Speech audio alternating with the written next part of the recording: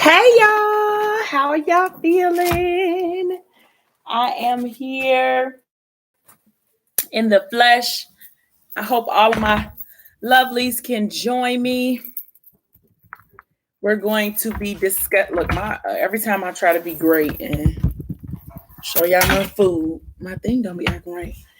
But how y'all doing today? It's been a while. I know. I love you all. I'm going to try to be politically correct today, and I'm going to put my food on my plate. I couldn't decide what I wanted to eat, right? Hey, girl. One of my lovelies got on here and was like,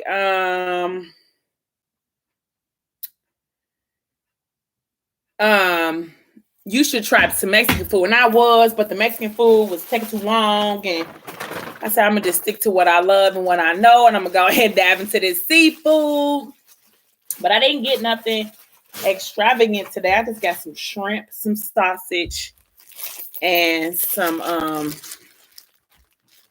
scared to pour it out here because it's so juicy, but if we ain't gonna do it right, don't do it at all, huh? So how y'all feeling on this Sunday afternoon / evening?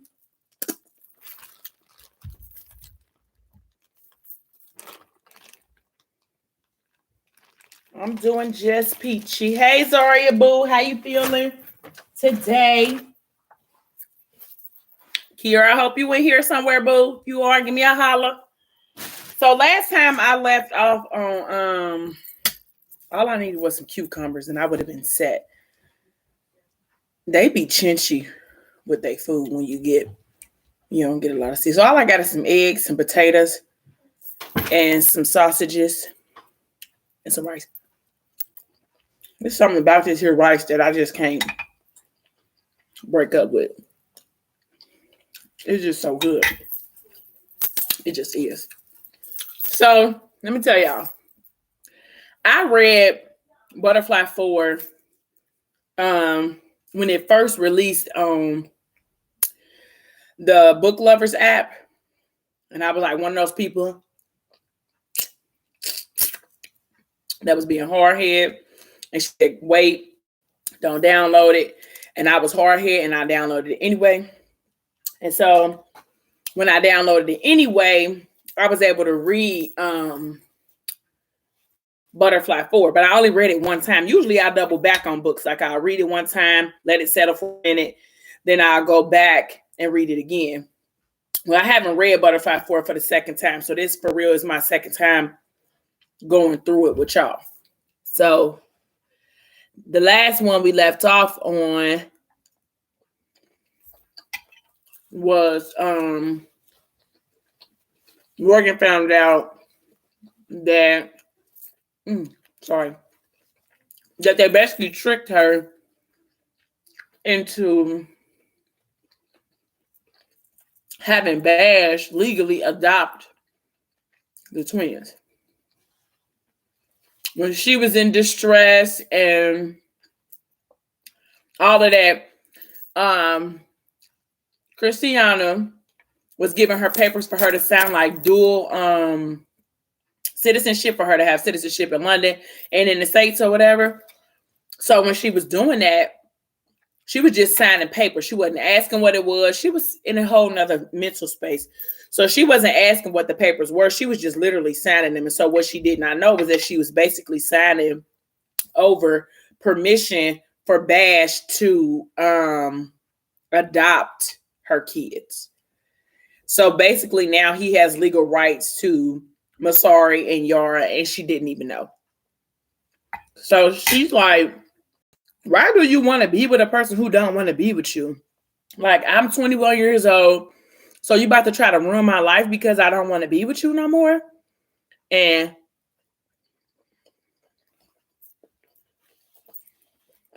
that's like, it's more than just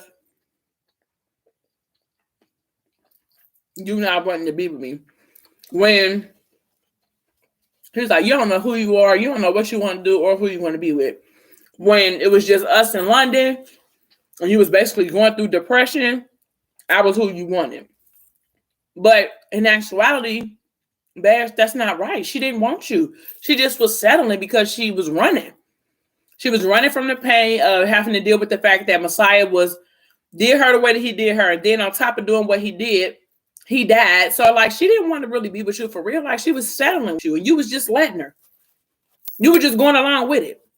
Now all of a sudden she telling you that she don't want to be with you no more. And now you want to blow a whole head gas. You got her mama, you got her baby daddy in jail. Like you trying to find a way to get Mika in jail. Like you just too bitter for me. So she was like, well, where are my kids? Like, I just want to know where my kids are. He was like, whose kids? She was like, our kids. Because now she know that they are his. And he was like, well, we can go get them. If you act accordingly, we can go get them. And she like, well, where are they? And she was like, they was with Messiah. So they must be, scared, lonely, or whatever the case may be. He was like, well, they probably with y'all services right now. And if you can pull yourself together, basically, then we can go and get them. You're probably like, bitch, I'll make you on the laugh. And I will, because don't play with me about me and my kids. So that's what she found out about him adopting the kids. So then you go to Alani, I think. Nope, not Alani. So then you go to Miki. Now you remember when everything was happening with her and Bash that one night after she had the night that Amik found out that she had lied about the twins, or some say lied, some say withheld information. So whatever you want to say, she either withheld information or she lied about the kids being Bash's. When that night that Miki found out was the night that everything went together. So that night, of course, when everything went down, Morgan was calling him, because she was able to lock herself in the bathroom after Bash done punched her in the gut. So now we are at his scene, and he's in the bed with Lace Front Levy. And he's basically like replaying everything in his head. Like, dang, those my brother's kids. We both in love with the same girl. She basically came and ruined both our lives. Basically, like our brotherhood is over with. Like she making us choose unknowingly. And he just all over the place. He like, I really should be focused on the pretty little young thing that I got laying next to me, but my mind is somewhere else. Like I'm wrapped up in you and all of the drama that you bring along with you. So he laying there. She finally stirs and she like, you haven't slept? He's like, yeah, I'm good. Like, everything's good or whatever. And so she's like, I know I've been coming on a little strong lately, but basically don't take it the wrong way. He's like, is that what you want to be talking about right now? Like, we could really be. He's like, I'm on.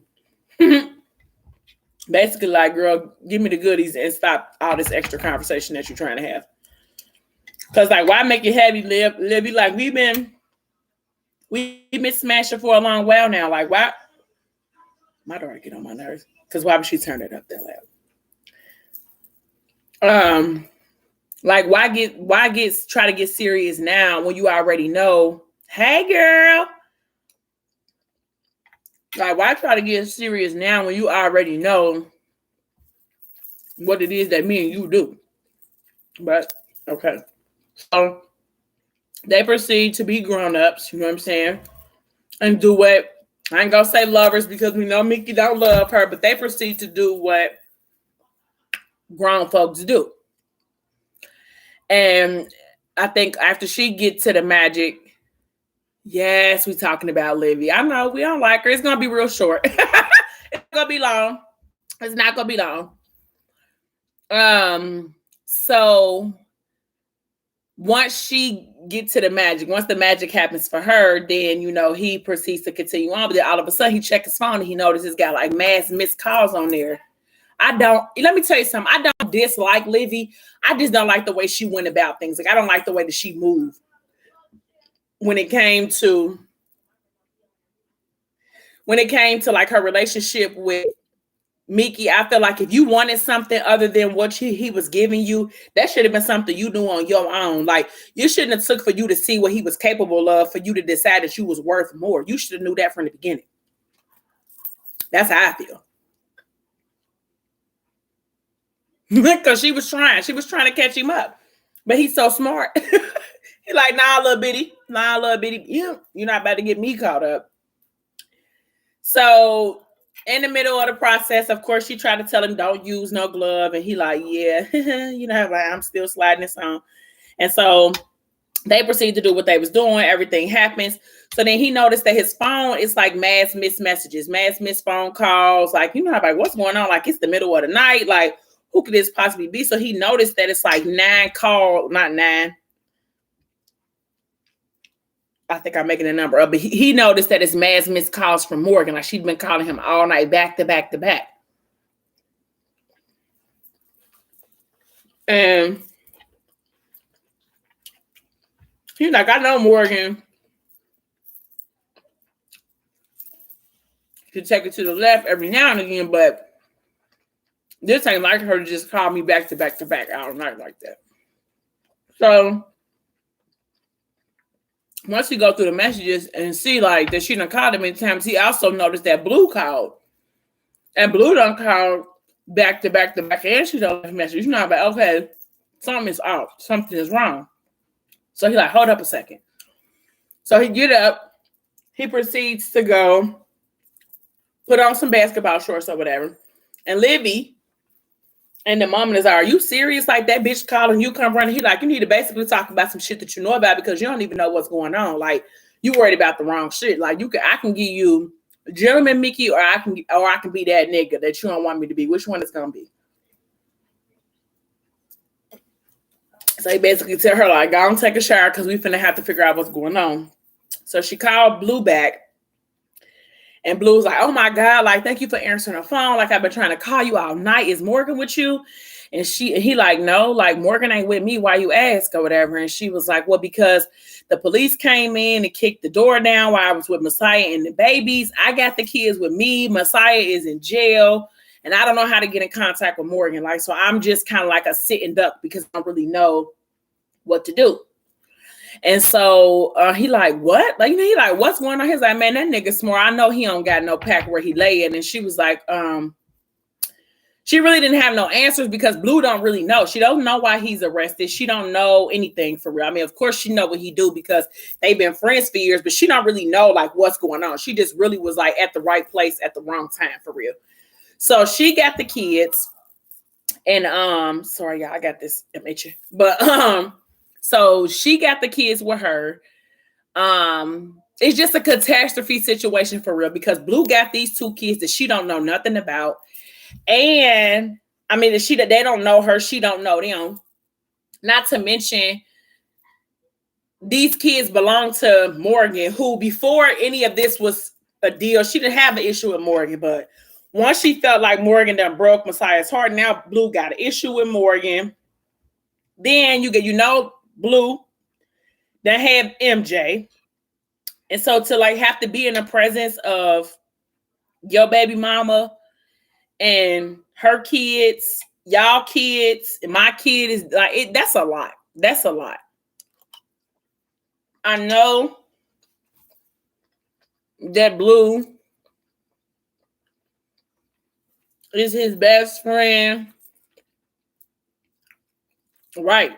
And she can't communicate with her. So she got to ask, sorry, he said, she basically asked, sorry, like, can you tell Yali that I'm a friend of your mom's and that I'm going to be here to keep her safe and that everything's okay. She don't have to cry. She's trying to take him to Walmart to get him some diapers and some pajamas and shit. Sorry, done told the register, like, I don't know this lady. Like, can you imagine her in Walmart trying to tote around these 2 kids that she don't know, trying to get them some pull-ups, trying to get them some pajamas, something to eat. She took them to McDonald's. And I could see Masari in the store telling the lady, like, oh, I don't know this lady. Like, I'm just with a stranger. Like, come on, sorry, you're going to have us all in jail. And she's surprised that she didn't get locked up. Yeah, because sorry got your ass up under the jail for telling the people that she didn't know you. Like, I don't know this lady. And so I know that I know that probably took Blue's mind, to her baby.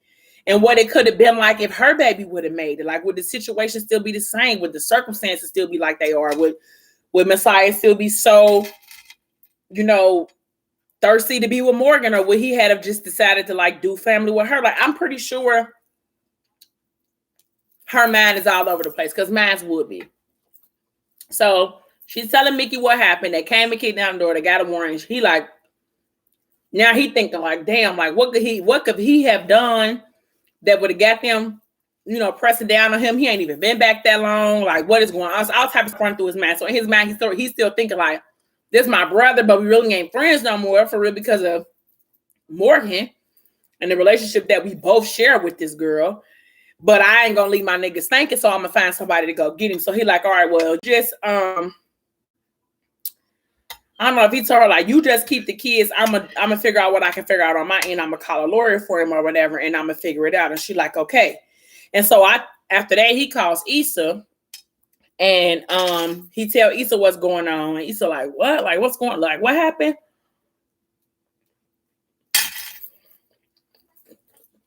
So he explained it all to Issa. Issa like, oh man, what the fuck? Like, never gotta get up through. So because they have been doing this for years and they've been friends for years, they got a plan set. Like, if one go down, we set up shop somewhere else, but we send a lawyer for them in the morning. Because he was telling him like, well, we can't he was like, we can't go in there and go to the police station and be like, hey, what's up? Like, you know what I'm saying? Is my bro in there? Like, yeah, he is. Y'all need to be too. Like, so he can't go in there and do that. So he's like, well, we'll figure out what we gotta do. I was about to say, not my book gone. We got to figure out what we got to do. We'll get him a lawyer, and then we'll send the lawyer over there in the morning. And so Amik tell him basically, like, you need to get up out of there. Like, you need to get your shit, get your girl, get some burner phones, like, take everything you can with you, and y'all go ahead and Miami and just wait to hear back from me, and I'll keep y'all posted as to what's going on. Blue can't go in there and get him because Blue will be facing RICO charges because she done spent some of Messiah's money. If she hasn't directly spent it, he be mortgage at that house that she has, so you can't use her. So he like, damn, like, what am I do? Like, who I'm gonna use or whatever. So Livy come back in the bathroom and he like, oh, okay, like, I need you to do me a big favor. Like, I need you to do me a big favor. So Issa and Ali proceed to like get all their stuff together or whatever, so that they can get up out of there. He tell like, take all the money in the safe because we got to get up out of here. And she like, well, where we about to go? He like, you about to go to Miami. And she like, Miami? Like, it's the middle of the night. Like, what's going on? Like, tell me what's going on. And he like, you asking too many questions right now. Like, we just need to get up all this shit. Take these 2 duffel bags downstairs, fill them with all the money we got, and bring your ass back upstairs so we can bounce because we got to go. And so she like, okay. And like, what the fuck is going on? And she like, well, Blue got the heat. So he tell her like, Blue got his, Messiah got popped. Like, and we just all don't want to get caught up in the mix. She like, what? And he like, so you need to call Morgan and tell Morgan to go get her kids while she laid up with that lame ass nigga. Like, you need to tell her to go get her kids. And she like, okay, well, let me call her. So she tried to call her from her phone. And he like, no, like, use this burner phone or whatever. So now Ali is like kind of thrown off because she's trying to figure out like, well, why do Messiah got Blue got the kids and where is Morgan at? And she called Morgan and Morgan's phone just went straight to voicemail. He like, oh, so I guess now you ain't leaving without her. And she was like, well, she would leave without me. You know what I'm saying? She wouldn't just dip out on me and not try to find me or whatever. So I put a little slam in this little bit. Okay, sorry, y'all. I got caught up. So he was like, well, she got ethic, like she gonna be okay, but we gotta go. Like, we gotta get up out of here. So they proceed to get all the stuff that they need to get, and they trying to figure out where they gonna go. So now you go to, they take you to the jail cell where it's Ethic, Maya, and Henny, my polar Henny. Every time I think about Henny in this story, I just get so sad because he was literally just at the wrong place at the wrong time. Like, dang, y'all couldn't have spared Henny. Like, I know you're trying to build up for Bloom, but you ain't have to do my man like that. So Ethic is telling Henny, like, you gotta calm down, because he pacing back and forth, like, like, because they about to take me down, like, y'all cool because y'all grown men, like, y'all done already been here, done that. Like me, I ain't did none of this. Like, I'm really like a kid for real. Like, you know how you like, because I'm scared and I ain't never did this, and now I'm finna go there. Everybody help me, Jesus. So he's telling him, like, you need to calm down. Like, you never need to let them see you sweat. Like, even if you're nervous, you just need to relax. He was like, because that's what they try to do first, like break your mental down. Then after they break your mental down, then they try to, get you thinking that you believe in shit that wasn't even happening. Now you telling them shit, answer questions that they ain't even asked. Like, you got to just be strong mentally. You got to calm down. Like, just be still and be cool. So I scared. Wait, look back. Before this part, Alani finally makes it to Nanny's house, because that's where Bella is. And Bella is distraught. You know how her little heart is broken. She can't believe that Henny done got arrested. And then the sad part about it is she thought that Henny was on the straight and narrow and that he wasn't doing that stuff with them anymore, but kind of find out he still was. And for real, that's part of not Blue. That's part of Bella's naiveness. Now, she a kid. She don't know, like, what Henny really got to do to survive, or the ins and outs of what he got to take care of, or why he doing what he doing. She really don't know. Like, she been taking care of her whole life. She ain't never had to come up with no hustle to try to keep the lights on, or, come up with no money to try to figure out how to pay no household bills. Like, that ain't never been Bella's responsibility. And as long as Ethic is her father, it's probably never going to be Bella's responsibilities. Like, but that's why Henny hustles so hard, because he want to be able to be the Ethic to Bella, when she get older, you know what I'm saying? And because he's trying to make all of those provisions to be everything that she wants him to be, he feel like he got to hustle to do so. And so I'm trying to see if I can, because I don't know if Kiara in here. She told me to go live, and I was doing this for her, and I don't see her in here. And I'm trying to see if I can tag her, but I don't think I can. I don't think I can. And I don't tag her name here, but I don't know. But anyway, so that's why he was still trying to hustle, or whatever the case may be. So she distraught. She's like, can y'all tell me what's going on? I just need some answers. And Lonnie finally pulls up over there. She done cried in the car all the way over there. And she like, well, it's the weekend. We kind of just like sitting ducks. We won't have any answers until Monday, because we won't be able to see a judge. Like, this is just so unfair. Like, I don't want to hear that. Like, I want y'all to tell me he can come home. Daddy can just come home. She wasn't even really worried about Henny coming home. I mean, she was sad, but she was really worried about her daddy coming home. About where my daddy at? And are y'all gonna be able to get him out of jail? And so she told her, like, basically, like, we sitting ducks, but we'll be able to get it taken care of as soon as possible. But right now I don't have any answers, because I'm just kind of a sitting duck. And so she like, well, just go ahead and and you try to get some rest. And tomorrow, it's a new day. And so she like, go ahead and go upstairs and go to sleep. So then she hears my ear. So she like, oh my God. Like, I'm like, where you been? I just needed somebody. What's going on? And so he like, what's up, Lodge? Like, what's going on? And he was like, well, the word on the street is that somebody else knows about what happened to Kenzie. And so she instantly is like, oh my God. Now, it's one thing for her to accept the fact that Ethic murdered her daughter accidentally. Okay, we know it was an accident, but it's one thing for her to have accepted it and healed from it, or healing from it, and has decided to live her life as his wife. But it's another thing for the world to now scrutinize what she has chosen to do. And I know Ethic is probably doesn't want to allow his wife to have to endure all of the backlash that she would probably get from people finding out, like, oh my God, I can't believe you married the man who did that to your daughter. And she like, I can't handle that. Like, what do you mean? Who else knows? She was like, the only person who would know or who could ever be a threat to our family is no longer alive. So she asked him, like, well, did you tell somebody? He like, come on, Lyle, like, you know I ain't told nobody. He's like, oh my God, I'm so scared. Like, I can't do this. I can't go through this. This is not okay. So then he like, well, I'm about to go down here and talk to him and see how he held him. She's like, okay, well, I'm about to go with you. He like, no, you can't go. She's like, well, they're not gonna let you in because they wouldn't even let me in.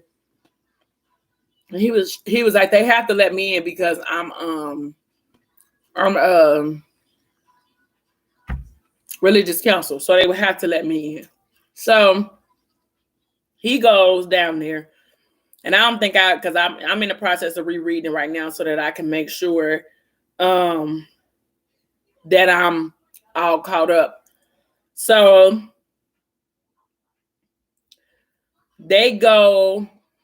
Now you go to Ethic and Messiah and Henny, and while they're in there, he just told her like make sure that she hires a good lawyer, and he's sure that Ethic has like something set up for if something like this was to happen to him. Like knowing the man that he is and knowing him for who he is, he was like, I know he probably has like there you go. You better use the word because I couldn't think like what is his name? What is he? Clergy. So he was like, I know that he probably has somebody, you know, that you can call in a time like this or whatever. So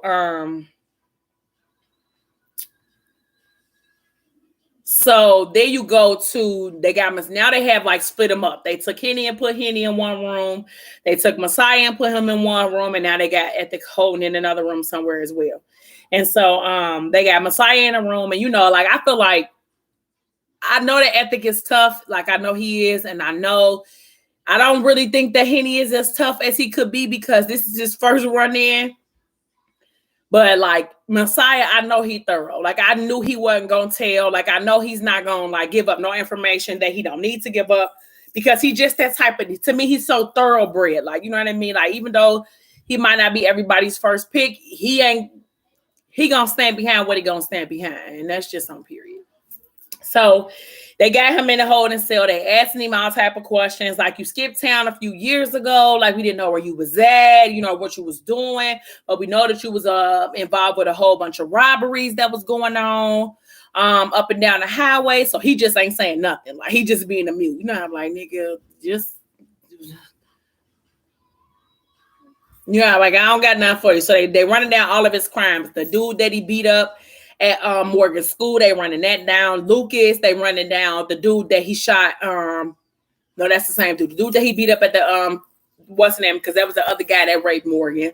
And then Lucas, they brought up Kenzie. They putting pictures on the table. He's unmoved. Like, you know, I don't even care. Like, I done seen a lot, did a lot. Like, none of this even really means nothing to me. So he ain't really saying that. Like, but we won't even do nothing to you because, you know, we just trying to get Ethic. Now, in Messiah's mind, he felt like these people that I did this shit to, like they brought this on themselves. Like it wasn't even me doing the inflict. I mean, I inflict the pain, but when they decided to put their hands on my shorty, like that's it. You're out. Like, sorry. Like, so he was basically like, I'm not telling. Like, I'm not even. He ain't say nothing. He didn't even go through the motions of like saying like, oh, I'm not saying anything. He just didn't say anything at all. So like the cop was talking, coming up with all of these different scenarios or whatever the case may be. So he finally told him like, he said, we don't even. He said, once we finally dig a nail in you, Mr. Williams, it'll be in your coffin. Like, you could change that. He said, save yourself. Tell us about the Okafor's involvement in the little girl's murder. Like, what was it? Some sort of sick way to make an example out of Lucas Hill? Like, he was pushing into your territory, right? Like, our Ethic soldier, the order wasn't on you, right? So he just basically trying to figure out, like, what did he have to do with Kenzie's murder? Now, mind you, the only reason that they know about this is because Morgan told Bash in the heat of the moment between the two of them, because the only other person who knew about this was Dolce, and she's no longer living. So that really wasn't, you know, the person who could have told. So he told him like, Mr. Okafor, like he killed a kid, like then he killed Father Precision. Is that because, you know, Cream wound up going back and saying like, it wasn't Messiah that killed my daughter. It was Eth that killed my daughter. Like, so that just turned into a whole fiasco of events or whatever. So they asked Messiah, like, they was running it all down to him, and he was like, man, I want a lawyer. And so he was like, well, only guilty men ask for lawyers. He was like, we just talking here. Like, we just two grown men having a conversation. He said, we can have an easy conversation, like get you some food, like you've been in here for a long time, get you some drink. I know you're starving. He's like, or we could take a ride, however way is want to go. And he didn't say, no, how about y'all not about to suck at me. So he didn't respond. He didn't oblige. So the other detective told the one dude, like, just take him for a ride. So these basically, excuse me, we know they cops, but they like dirty cops that are on the orders of bashing his family. So we know what they doing is super underhanded. The reason why Ethic was never in the computer is because they never put his ass in the computer, because they didn't want nobody to know that he was there, because really what they doing is like illegal. But because, one back scratch another back, they can do whatever the fuck they want to do for real at this point. So, that's when Arya and them leave or whatever. And she asked him where we was going. He was like, we going low. We got to get up out of here. And so Ethic now, being the kingly man that he is, tells the detective that's holding him, like, what's going to happen if something happened to my baby? I'm in here. Like if my wife goes into labor while y'all got me in this hole in cell, you do know what's going to happen, right? Like, it's going to be bad for y'all if don't nobody let me know what's going on in here. And so, of course, it was a rhetorical question, but he was just saying out loud, basically to state his stance. Like, I'm a grown man and you should fear me like you think I fear you, because I really don't. But because I don't, I'm not scared of none of y'all. And if something happened to my peoples while I'm in here, something gonna happen to one of y'all when I get out. And that's just on period. So that's just the big thing energy that I like. So he said, yeah. So when the guy didn't answer, Ethic was like, yeah, I'm sure because I know because I know you know me, and I know you know who I am and what I stand for, what I got behind me, but you just want to sit over there like a mute. I'm like, okay, cool. Like, okay, cool. So the detective was like, oh, okay, you want to do this right here? Like, this is what you want to do? So you want to have this out right here? So he wound up pulling out all these pictures of Kenzie, right? The murder scene photos, the crime scene photos of what happened or whatever the case may be. So now, we all know that Kenzie is Ethic's biggest, the thing that he's most ashamed of. Like, that's something that I think he carries with him more than what happened to Raven. I think, in my opinion, I could be wrong, but opinion based, how I feel or whatever. I think that he carries that one because that's something that he feels like that he did to Alani and that he won't ever be able to fix when it comes to her. Like, it's always gonna be something that's just gonna be. So that guy, like, bringing the pictures of her crime scene and reopening those wounds, I'd be like, nah, why would you do that? So he had to keep like a straight face in the process because he didn't want to come off guilty because, regret. Like, he didn't want to come off guilty, so he had to keep the same face before. No, but I'm just going. All right, well, whatever. So what am I in here for? Like, is this what you got me in here for? Or is this just something else? Whatever the case may be. So he said, you ashamed to be a drug dealer? Like, you ashamed to be a person who get rid of people? He was like, you do this, you got children, right? Like, you do this to kids. And so now Ethic is like, oh my God, like, in his mind, he thinking like, well, I gotta, switch up some shit in my life. Like, if I get out of here, I gotta prepare my family for what life would be like without me. You know what I mean? Like, if I go to jail for something like this, or if I don't make it home one night when I go out, he was he always plans his life out. He never thought about it because it was just him. But now that he has Alani, he's like, I know that my kids will be taken care of. Like, I know that they'll receive the love they need to receive. But like, damn, I never thought that something like this would have the potential to take me away from my children and my wife, for that matter, and my unborn, because she's still 17 months pregnant right now. So it's like, it's like, what's going on? So he said, turn around, Mr. Okafor, so he could take him out of there. He's like, if you're going to put a bullet in me or put your foot on your neck, put your foot on my neck, 17 months. She's 17 months. Like, dude, 8 months ago, she just too pregnant. So he like, I'd rather close the door. No, so he was like, so if you're going to shoot me or, shoot me in the back or put your foot on my neck, like, I need to see it come. Like, I don't want to just be surprised. And so the officer was like, I would rather close the door on your cell and see you riding pretty for something like that to happen. So he told him, like, so turn around so he could put the cuffs on so they can go to the interrogation room. And so Ethic was like, oh, I don't answer no questions without an attorney present. He said, we're going to get him here as soon as possible. We're going to be real patient first. He said, we got the other two, your workers, extensions of your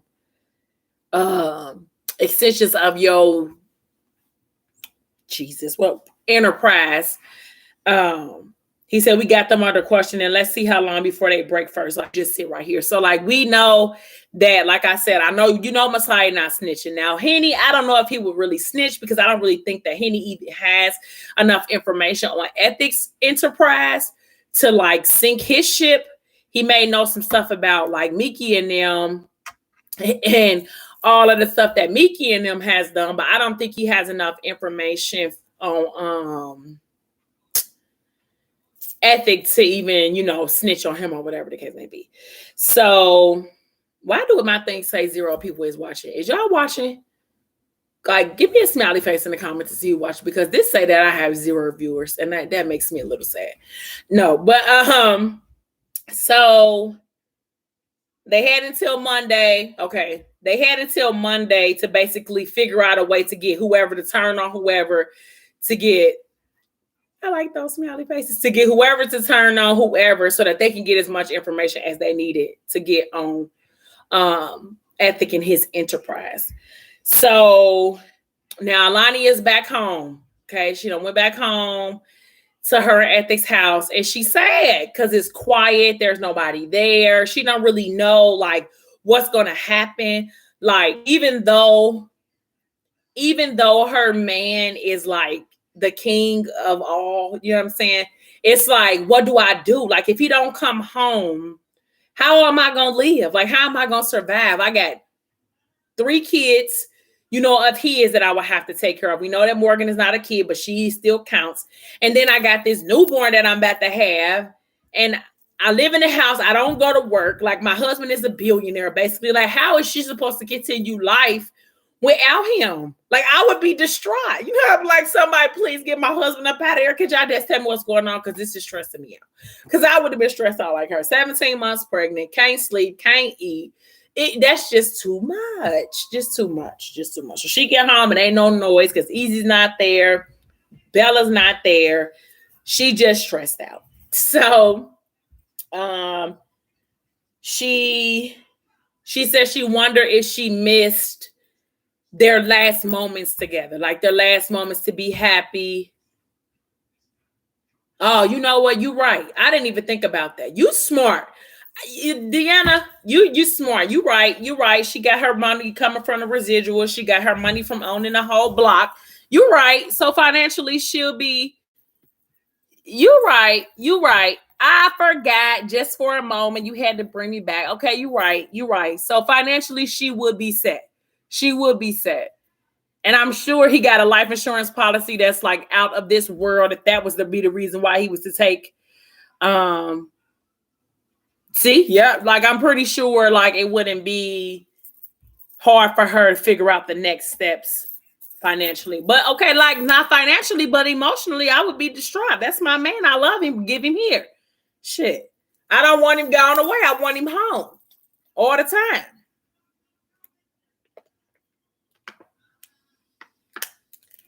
So she going through her feelings. That's what I'm saying. Like, he can't get her a spare. You know what? He can't send her Amik like Messiah sent Morgan, Amik to Morgan. Like, who gonna be the next Ethic? Nair, the devil, because that's just not gonna work. I don't like it. I don't like it at all. But I don't like it. She can't get a spare ethic. She just cannot. Like, she just cannot. Every night. He needs to be home every single night. What do you mean? If that was my husband, I would be distraught like her too. Like, somebody please just bring him here. Damn, she in the police station acting a plumb fool, because I would have been too. Like, where the fuck is my husband? Because I'm not going to be able to do this shit. So she in her feelings. Okay, so she like, he's so patient with me. She's like, he's supposed to be putting up the crib right now. Please, can I get a spare? So anybody, give me. I'll take a spare.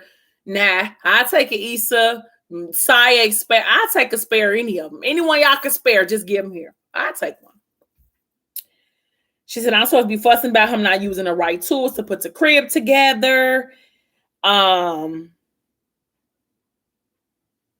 She just is distraught. So she went to his office. I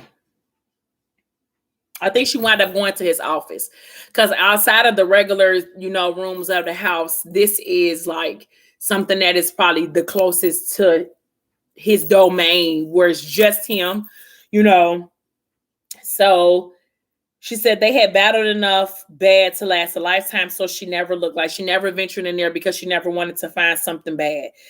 She didn't snooze. She didn't go through his phone. She didn't check his pockets, although she knew women swooned over him everywhere that he went.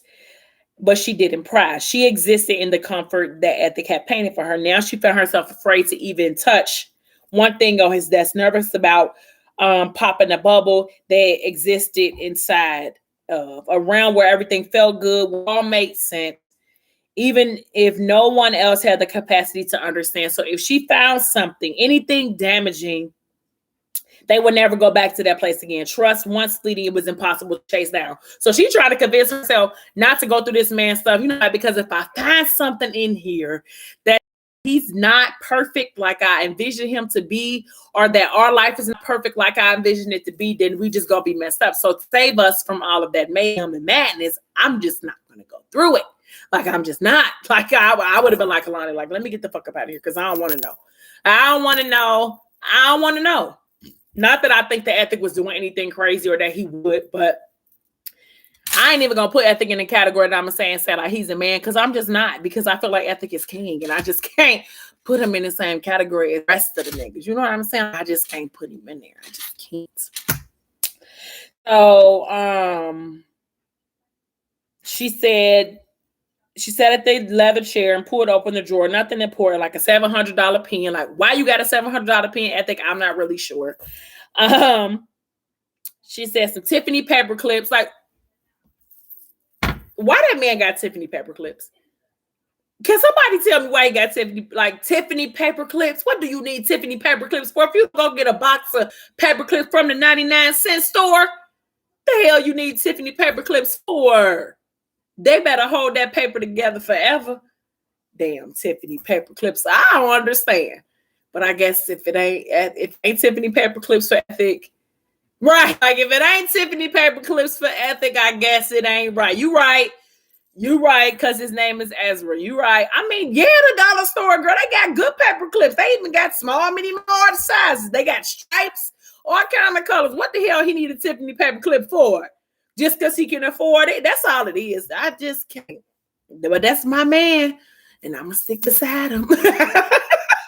I am. I'm sticking beside my man. So, and that's what she said, a Louis Vuitton planner, top-notch shit for a top-notch, you know what I'm saying? Like, a mood, a vibe, incarcerated ass, yoga doing, dick slanging, pain absorbing, kill your mama, your bitch, gray sweatpants, wearing ass, okay? She just keep into the list. Such a multifaceted man. The second drawer was an expensive whiskey and nothing else. The third drawer was locked. So, you'd be like, what's in here? You hear about what's in here? What's in this locked drawer? What's in this lock? You don't need them Tiffany paper clips. Don't. He just don't. So now she like, what is going on? So she stood and walked to the bookshelf, scanning the shelves with a finger till she stopped at Ethic's favorite book. Ethic's favorite book is The Art of War, she thought. She pulled the book from the shelf, opening it to find it had hollow pages inside. A tiny ledger and a key were inside. She removed the ledger and opened it. Her eyes betrayed her as she read his handwriting. When I first read this, I was crying with her, like, oh, please. You know, I'm like, just don't be nothing that's going to devastate me like this, okay? Oh, I thought there was something on my ear. Like, don't devastate me like this. But it says, Alani, if you're reading this, it's bad. And I'm sorry I'm not there to protect you. I'm sorry you're feeling anything other than how much I love you, the ways I love you, woman, shaking my head. You are freedom in a world of enslavement. Life is a world of death. So if either of those things has occurred, know that I am okay, because neither death nor bars rival you. You are my heaven and my release. A blessing you are, Lanika. My legacy is in you. A queen carrying life is true power. You've always been the boss, baby. My fucking guy. You're the source of everything I found worthy. I will always love you. Take care of my children, Alani. Take care of my queen. I'm okay. Breathe. He said, yours in life and every life thereafter, Ezra. And then he said, P.S. Stop biting your jaw. I love him. I love him. I do. God dang. Like, I just love him. And I like reading a letter from him like that. Like, come on, bro. Like, don't do me like this. Like, I would have been like, somebody go get my husband right the fuck now. Don't do me like this. Like, don't do me like this. This letter right here. That nigga said, yours in life and every life thereafter, Ezra. Where is my Ezra? Like, where is he at? Like, where is he at? Where is my Ezra? God, he said, P.S. Stop biting your jaw. Alani immediately released the inside of her jaw and smiled timidly. Her eyes blurred as she fought unbelievable grief. He had prepared for this. Like, he knew. Like, he had set provision. You can't be upset. Yeah, I guess I would be. I would rather him be locked up than to be no more. Her eyes blurred as she fought unbelievable grief. He had prepared for this. Every day that he loved her, that he tucked their children in good night, every day of happiness, she had thought the storm was over, and he had been anticipating its arrival. Her heart was so broken. Alani felt like her life was over, but he had left her with so much to live for. She had no choice but to will strength into her legs. She flipped the page of the small notebook and found the page of numbers, Swiss bank accounts, BAFTA codes, routing and account numbers, and thank God, she thought, the word help had been written down in bold Sharpie. For whatever you need had been written afterwards, dial from the phone inside my desk. And so he gave her like a burner phone to be able to call Zaya, because, you know, she on the run, so she can't be nowhere where he is. And like you were saying, Deanna, she's set. Like, financially, she would be set for life. You know what I mean? With all of the money and all of the Swiss bank accounts and everything that they got, that he got tapped away and saved away for what he would be considering is his rainy day. So she took the phone out and she dialed the number, and Zaya picked up the phone and said, something must be going extremely good or extremely bad for you to be calling me Ethic. And she said, this is Alani, Ethic's wife. And the lady said, oh, you know, I'm like, oh, shit. Like, what you mean? She said, so something bad has happened. Where is he? And so she said, before I answer that, I'm not sure who I'm talking to. Ethic left instructions. Your number was here, but no name. She said, Alani, Ethic would never have you calling a woman who puts your emotions in jeopardy. If he was cheating on you, you would literally never know. He never exposed you to any kind of hurt. In fact, I don't think Ethic would ever cheat on you, sis. So whatever you've done to him, you did it well. Teach me the game, Ghost. she laughed and she said, "This is Zaya, and it sounds like we need to talk more often so you know who I am. I'm just a friend and you're his queen, which means I'm your friend too. Now tell me everything that happened." I love Zaya though. Like, let's get into Zaya because I love her. Like, I loved her in her book. I love her in this book. Like, she just is like, she exudes like that bitch to me. Like, you know what I'm saying? Like, I don't know who y'all thought I was, but I'm that bitch. Like, that's how I feel when I think about Zaya. I'm about to stop eating my food. Do y'all care? Do the food matter to y'all? Because I want to put it away so I can sit and chit chat some more. But I love Zaya though. Hey, beauty babe, how are you? So I love Zaya though. Okay, so I'm gonna go ahead and just say that I love her. But so she calls Zaya and Zaya basically tell her, like, we need to talk more often, but basically tell me everything that happened so that I'll know basically what I'm dealing with. So Morgan tells, now we go, ain't she everything? Hey, I'm good. I am just going over. We on Butterfly Force. I hope you got your book and your snacks so you can be ready. You know what I mean? To be a part of this discussion here. Now I lost my page. I love Zaya. I do. She is I loved her in her story. And I just thought, like, you know, but I think I had two different perceptions because I read Zaya's story after I had already read her in Ethic and the Product Plan, I think. So I read Zaya kind of late. So I kind of had thought one thing about her, and then when I went back and read her story, I was like somewhere else. So now we are with Morgan, and she's telling Bash, like, I need to charge my phone. Like, I know people trying to call me. I know my family trying to get in contact with me. You know what I'm saying? Like, I need to charge my phone. She said, I need my kids. I need at the Bash. If you do this to me, there won't be anything left for you to have. No wife, no anything. I swear to God. She said, I will marry you tomorrow if you just make all this go away. You have adoption papers on my kids. What else am I going to do? Like, I can't do anything except what you say. Please. And so he told her, like, I want you to understand, Mo, that you made it like this between us. Like, all I ever wanted was the best for you, and all I ever wanted was a shot. Like, I finally get the girl, and you led us to this.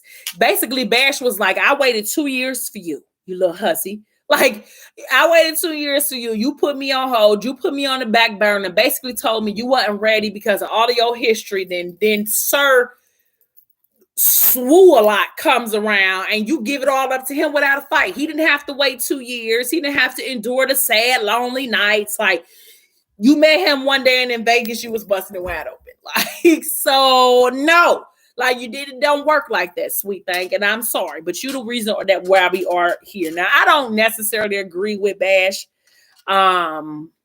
His methods of madness when it comes to dealing with Morgan. But I do think that Morgan does need to take a sense of responsibility because she definitely play her cards a little bit on the sketchy side. If Amik wouldn't have never entered the picture, I think that her and Bash would have still been living in this sick bliss until something else would have revealed who he was. But Bash is off. Okay. And her allowing him to be a part of her and her kid's life for this long time, and then all of a sudden trying to pull the rug from up under him made a whole different side of Bash come out. You know about, I don't like it. I don't like it. So he told her, like, get up and I'll take you to go get them. They probably scared. He said, and she said, of course they scared, Bash. Like, you know them. That's what you get. What you got to remember. Like, you've known them their entire lives. Everything you're doing hurts them. Like, it don't just hurt me, but it hurts them too. And he said, that's not what I want to do. Like, that's not what I'm really trying to do. And she like, this nigga crazy. You know about he crazy for real. You know about, I thought that maybe I was tripping. Like, oh, he off for real. Yeah. Bash is a little off. He just a little just a little to the left. Like he is off. And so she said one moment he was vengeful and controlling, and then the next one he was remorseful. It's like, what's wrong with you, buddy? Like you kind of like freaking me out. So he said, let's go get them. We'll leave for London before Monday. Once we've landed, I'll make the calls to get released. So she wanted to ask about Messiah so bad. You know how I gotta ask about my baby daddy, but she felt like that would be like a gut punch, like you pushing it. Like, now you know I'm gonna get your daddy out, but you don't be trying to push for the love of your life and your baby daddy to get out, because that may be a no. Like, but I would have wanted to ask you, like, so you remember you had said that they all could get out? Like, was you just saying that to just be funny, or was you just gonna let them all get out? Like, how does that work? So she just needed her kids to be in her possession before she could think of what was the next thing to do. And so she said she had always been on the receiving end of pain. She never really was the person to give it. So this situation was a little different because she for real inflicted like an emotional pain on Bash. Like, you know, 1 minute I want to be with you, the next minute I don't. You know, yeah, I love you like a friend, but not like a girlfriend, you know, girlfriend, boyfriend type of thing. Like, yeah, you can take care of my kids, but we ain't never really going to be more than that. You know what I'm saying? Like, it was just kind of like a crazy back and forth between her feelings Bash, and I don't think that Morgan ever really loved Bash though. Like, she was never really in love with Bash. I think she just tolerated the situation for what it was. Like, you know, he gave her a little bit of comfort. He was her friend and he listened to her when she needed him to. And so I think she just kind of like, you know, let that situation be what it was. And maybe she took it too far. Maybe. I don't know. You know, maybe she could have spoke up sooner, you know, and said like, hey guys, this might be going a little crazy. I don't really know, because I can't really say that she did or didn't take advantage of Bash, because I really don't think that at that moment that Morgan was thinking maliciously, like, oh, I'm going to use him for all the money he got, all the clout that him, his family have. Like, I really don't think that was Morgan's intention. I really don't. Like, don't mean to say that doesn't mean that that it didn't hurt him or have a negative impact on him, but I just don't think that those was her intentions. But I could be wrong because I'm not Morgan. So, he said, I never wanted this for us. He said, I do love you. I've loved you for a long time, but you got to learn though. You got to learn to let me. So now her skin crawled, because now he sound like a creep. Like, I don't even like you no more. You done basically kidnapped me and my kids. Like, there's not a bone in my body that could convince me to even want to be or do anything other than what I don't want to do nothing with you now. Because now I know you and your mammy, all y'all crazy. Because basically, Christiana, you just sat around and watched your sick ass son do all of this sick stuff to me, and you just was going along with it. Like, you was probably like the ringleader. No. So her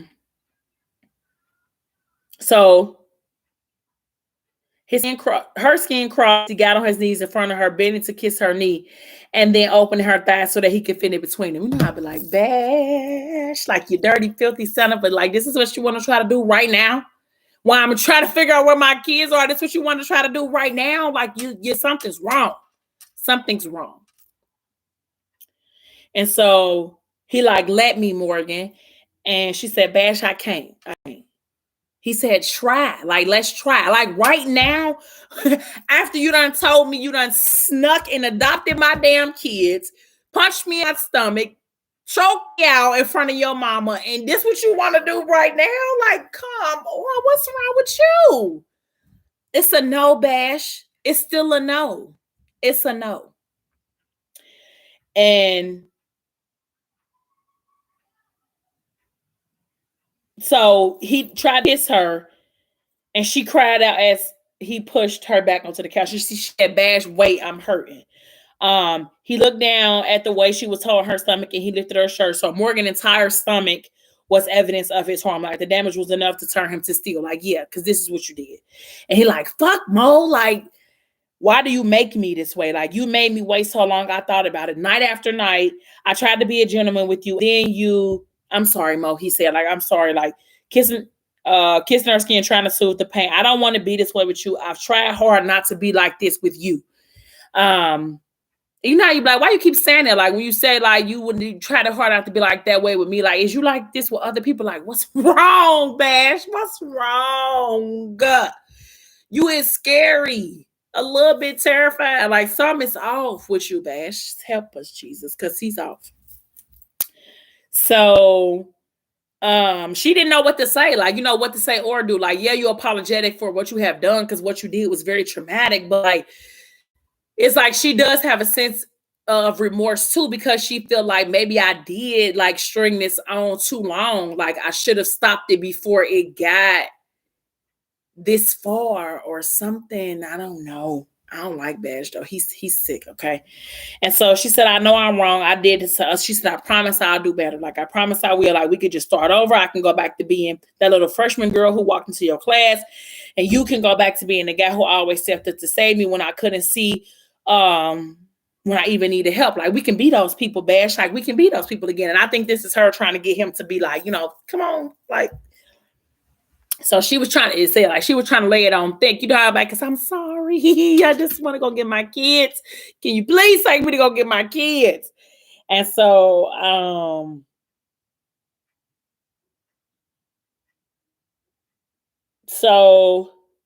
it says the part of him that believed her, loved her, was vulnerable and understanding. That part that had been lied to and portrayed to just wanted to punish her unsympathetically. She understood both parts, though. She possessed both parts. When someone hurts you, it's hard not to imagine causing them the pain that makes yours feel relatable. Morgan had wished pain on the side so many days because she knew if he could feel what he was making her feel, then he would stop causing her grief. Yeah. So he tell her, like, I don't know if we can go back to those people, Mo. Like, I don't know if we can. And he told her, like, so just get yourself together so we can go get the twins. So she released a breath of anxiety because, of course, she's still stressed out. And I think he tell her, like, go ahead and charge her phone. So she go to charge her phone. So I think the crazier part about all of this is that Bash in his mind is like, I'm going to send you through all of this hell, send your daddy to jail, kidnap your kids damn near. And then after all of this, I'm going to marry and still try to be a part of your family, even though I sent them to jail. I'm like, what? Like, you really gonna wreak all this havoc in me and my family's life, and then after this, you want me to never tell my daddy that you was the reason why he was in jail, and you don't never want me to tell my baby daddy that you was the reason why they came and kicked in his door when he had my kids. Like, is that what you saying? Like, help me help you, Bash. Like, is that what you asking me to do? Like, you want me to pretend that what? Like, help. You know how to help me, Bash. What did you want me to do? Like, how did you want me to play the situation out? Because you crazy as shit if you think I'm not finna tell my daddy that you had something to do with this, or I'm gonna tell my baby daddy too, because my baby daddy is like you, and he gonna see to it that you get what's coming to you, my guy. But okay. All right, Bash. So he gave her the phone. He let her charge her phone. He let her charge her phone. And so he like, be careful how you respond. So her messages came through instantly, one after another. Everyone was trying to tell her about what had gone down, unknowing that she was the reason for it all. So they all trying to tell her that her baby daddy in jail, but she already know because it's on her. And so he said, be careful how you respond. And so she said, I have to call them back. Aria messaged me that Blue has the twins. And Morgan is like, well, why does she got my kids? You know what I'm saying? Her not knowing that Blue and Messiah was together the night that everything went down or whatever. So she gave directions to him. And of course, she had deja vu because that's where that's where Messiah shoot her out right there on Blue's line. Like this is just. And so in her mind, she's thinking, like, if only he would have stayed. Like, if he just would have stayed, we probably wouldn't even be in a situation that we in right now. But So she got ready to get out of the car, and before she could get out, he said, "Remember what's at stake here, Mo. Um, the thing about me is my power don't really end with me. So whatever you're thinking, whatever ways you think you can leave, you can't." Like that shit right there would terrify me. Like, what do you know about what are you saying? Like, can you break it down a little bit more for me? Because I don't understand. I don't understand. So, um,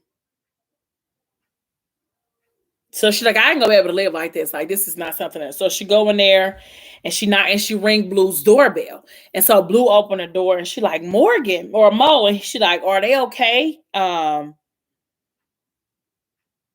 so Blue like, are you okay?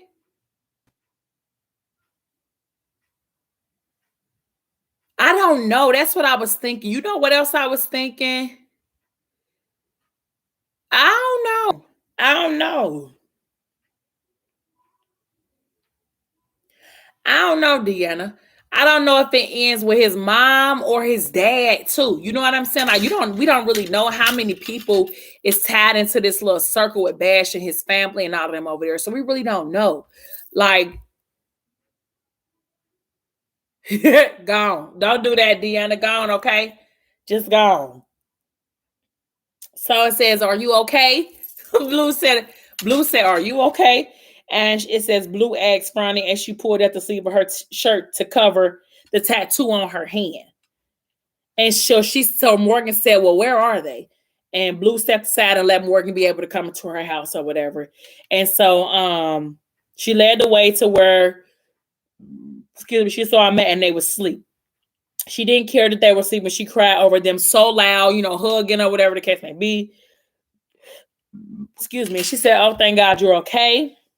Are you okay?" And she said, "Are you okay, Yali, my sweet girl, mommy, sweet girl?" She said, "The bad men came with the guns and they threw Mickey's friend." This is Masari telling the story. You know I love me some Sorry. So Sorry on there, like, these bad men came in with these guns and they threw Mickey's friend on the floor. Like, it was just bad. You know about mom, was just horrible. It was just horrible. And so Morgan, like, "Did they hurt you? Did they touch you?" And they like, "No," everything's like, "No," whatever. So Morgan hugged her kids so tight that they couldn't breathe. Blue stood there, speechless, as she absorbed the love Morgan had for her children. It was the energy that filled the room. And so she said, "You were at Messiah's when the police came?" And Blue said, "Yeah, he was. He just needed help finding out that he was a father was a lot on him." And so Morgan's like, "I know." And she was like, "I know I messed up so many things." And so Blue said, "Yeah, you did." Now, I was never a person who didn't like Blue. Okay. Like, I understood the relationship that her and Messiah had. The intensity of it, the importance of the relationship. Like, I understood that. Everybody has a best friend. Some people, not everybody was involved there with their best friends romantically. And I won't even really say romantically in that situation, because we know they slipped up that one time. We know that MJ was around and now MJ is no longer. We know all of that history. And I was still never a person who didn't like Blue. But in this very moment,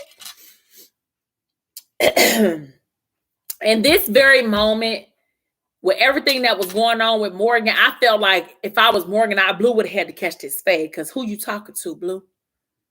Who you talking to? I don't care what type of relationship you and my baby daddy have. I don't. But don't bring that shit over here, because you know what he did to me outside your front door, bitch. So don't come telling me, trying to talk to me about shit pertaining to him at all. I don't care what he paint me out to be on your doorstep or in your bedroom or whenever he talked to you about me. But don't check with me about nothing. And I just didn't like it. I just didn't. I felt like Blue should have picked a different time. But I'm gonna go on and tell you what she said, because I got a little excited. But Blue said, "Yeah, you did, Mo." She said, "I can't pretend like I don't feel a way about you right now. You didn't see him devastated. You hurt that man so bad." And so Morgan, like, "I hurt him?" I'm like, "Did you was there for what happened on his line?" It happened right here at your house, in your grass, in your driveway. You was here. And you talking about I heard him? I probably would have put my kids in the car and gave Blue the business. I ain't gonna hold you. But she said, I heard him. She said, yeah, okay. You know about yeah, okay. Because, bitch, if you knew what I was going through right now, you wouldn't even been able to have the gumption to say that shit to me. But I'm gonna let that slide, Blue, because you don't know. Okay, you innocent in the matter. But but you got one more time, bitch. And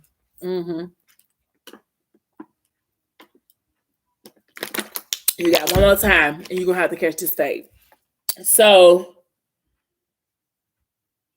she said, you know, of course you would take his side. You've always condoned his bullshit.